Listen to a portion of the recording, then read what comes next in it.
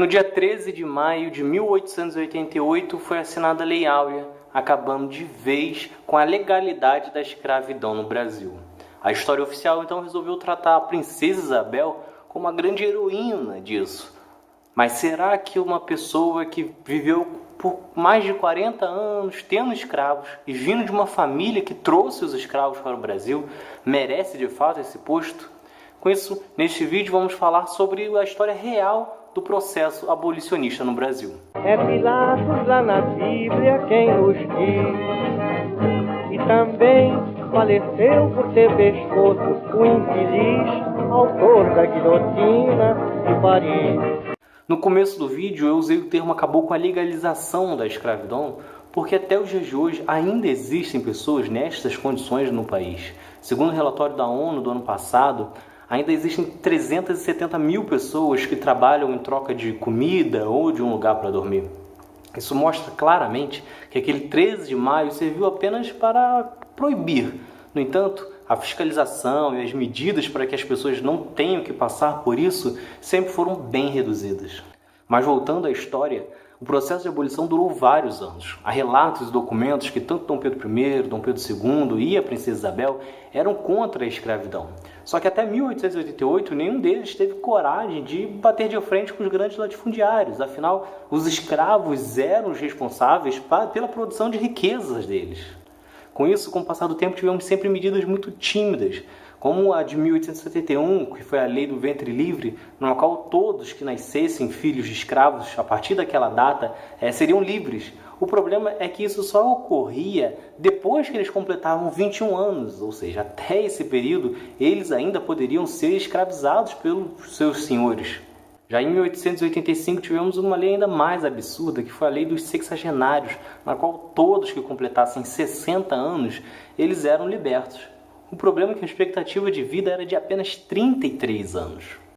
Um pouco dito também é que a Lei Áurea não foi simplesmente de um dia para o outro assinada. Foi um longo período de discussão e inclusive foi aprovada pelos deputados e senadores. Depois de toda a negociação, apenas 2 senadores se mantiveram contra, que foi o Paulino de Souza e o Barão de Cotegipe. Esse último, por exemplo, alegava que se a abolição fosse concretizada, haveria grande risco do Brasil quebrar. Nada muito diferente dos argumentos utilizados até hoje para tirar os direitos dos mais pobres. Com a aprovação, o povo saiu às ruas e comemorou muito a notícia. Ao contrário disso, os grandes latifundiários, a partir daquela data, começaram já a conspirar pelo fim da monarquia e a criação de uma república na qual eles seriam totalmente dominantes. O fato é que o movimento abolicionista ele começa muito antes disso, já desde o século XVII, o século XVIII, com a revolta dos quilombos dos Palmares, a Conjuração Baiana, esse último que inclusive queria a separação do Brasil de Portugal. Só que a luta chega ao seu auge em 1880, quando diversas associações se unem, só as registradas eram 296, para organizar eventos para arrecadar dinheiro e com isso fazer revoltas, comprar a liberdade e também para entrar na justiça para conseguir essa liberdade. Na parte da compra, quem se destacou muito foi José do Patrocínio, que organizava eventos musicais e também de teatro e levantou muito dinheiro, soltando muitos escravos. No campo jurídico, o grande destaque é Luiz Gama, que era um ex-escravo, mas conseguiu o direito de advogar mesmo sem diploma. Ele então resolve focar toda a sua carreira em ajudar outros escravos e conseguiu soltar mais de 500 deles. O principal argumento utilizado por Luiz Gama era que, na verdade, esses africanos haviam sido sequestrados.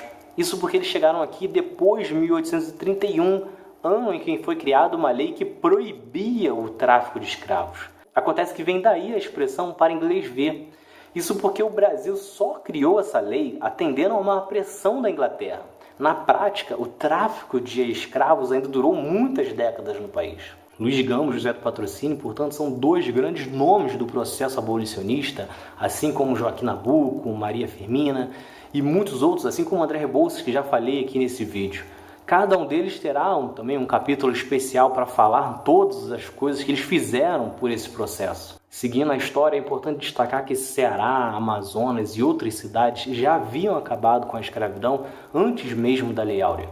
mostrando que a resistência à abolição, na verdade, se dependia às regiões onde que grandes latifundiários precisavam, né, dos escravos para ter lucros maiores. Afinal, se eles gastassem dinheiro pagando salários, os seus rendimentos seriam menores. Com isso, Rio de Janeiro, São Paulo, Minas Gerais e vários outros estados só aboliram mesmo a escravidão em 1888. Porém, eles fizeram isso soltando os escravos sem terra, sem educação, sem moradia, sem nada. Com isso, muitos ex-escravos acabaram voltando às condições anteriores, trabalhando em troca de comida ou de moradia. A situação fica ainda pior porque os grandes latifundiários não aceitaram a abolição e então derrubaram a monarquia e criaram uma república na qual eles se beneficiaram. Eles então incentivaram a vinda de estrangeiros para trabalhar aqui e começaram a depreciar os negros de todas as formas possíveis, inclusive iniciando as piadas que às vezes a gente escuta até hoje. Eles começaram a falar que os negros não gostavam de trabalhar, que era uma raça inferior, entre outras coisas. Acontece que eram exatamente esses negros que haviam produzido todas as riquezas que eles tinham naquele período. Desta forma, podemos dizer que a Lei Áurea é sim um documento muito importante, mas de uma luta que começou há muitos anos antes e que dura até os dias de hoje. Afinal, muito da desigualdade no país atualmente ainda é resquício do período da escravidão. É por isso que é importante dizer que sim, que o Brasil ainda deve uma reparação, ainda precisa corrigir o crime da escravidão. No total, 45% dos africanos que saíram do continente para serem escravizados vieram para o Brasil. Foram 4.900.000. Desses, 670.000 morreram ainda na travessia.